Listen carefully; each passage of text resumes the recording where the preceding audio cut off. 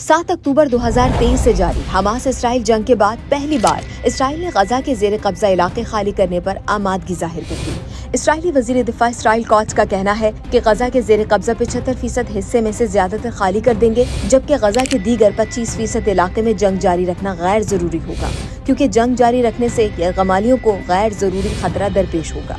Israeli वजीर दिफा ने ये भी कहा कि कल के बाद गजा हमास के बगैर होगा। साथ ही उन्होंने उम्मीद जाहिर की कि गजा में हमास के साथ 60 रोजा जंग बंदी हो जाएगी। जंग बंदी के नतीजे में हमास 10 जिंदा यरगमालियों को वापस कर देगी, जबकि हलाक यरगमालियों में से निस्फ की लाशें भी वापस दे दी जाएंगी।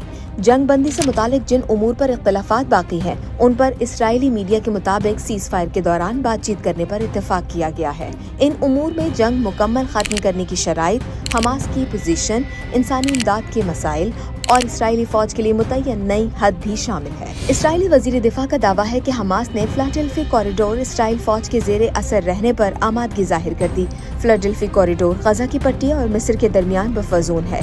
ये कॉरिडोर 100 मीटर चौड़ा और 14 किलोमीटर रकबे पर फैला हुआ है, जहां मिस्र, गजा और इसराइल की सरहदें मिलती हैं। मिस्र और इसराइल के दरमियान खुसूसी एहतमाम के जरिए इस कॉरिडोर की सिक्योरिटी अंजाम दी जाती है। ताहम मई 2024 में इसराइली फौज इस कॉरिडोर में दाखिल हो गई थी और अहम इलाके पर ताहाल काबिज है।